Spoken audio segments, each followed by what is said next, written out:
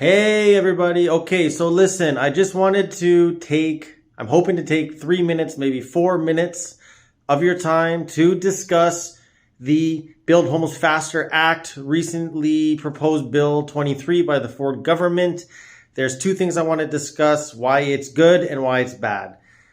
So for context, this is a bill that the Ford government has put out to increase the amount of affordable housing because we are in a housing crisis right now. Just let that be the background context for this.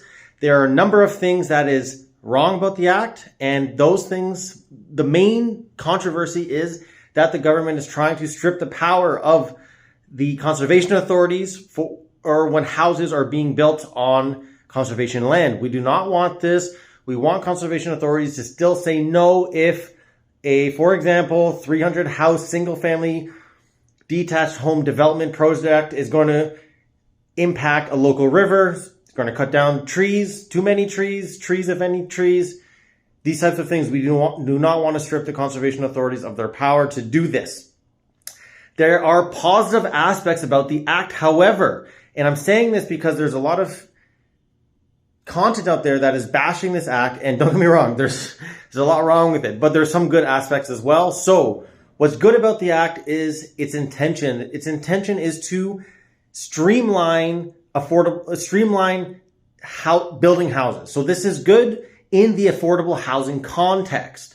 If, for example, there's a purpose-built apartment unit that's dedicated to rental, say 300, 400 rental unit apartment, low-rise building, mid-rise building that's being built, streamline that. There's too much opposition to those types of housing. And what's often cited for those types of housing is increased traffic from the too many cars coming from that apartment building, or those families in those buildings have too many children. Well, actually, research shows that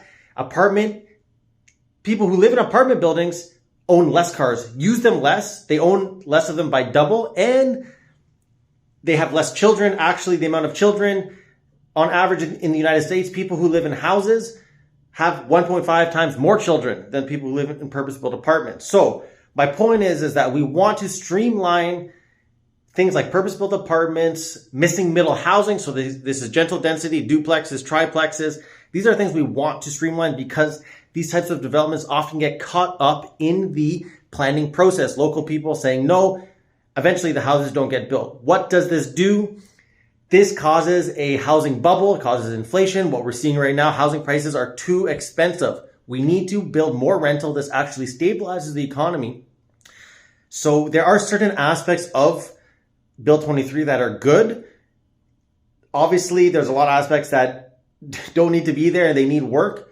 I just wanted to point out the positive aspects of it, and that basically we need to find the middle ground for this proposal. We are in a housing crisis, and there is some streamlining is good because of these false claims that local people are presenting when they don't want things like an affordable housing complex or apartment building being built in their neighborhood. So just wanted to point that out. Mind you, everything I'm saying here is not the opinion of my employer or anything. This is my personal opinion. Just wanted to shout that out.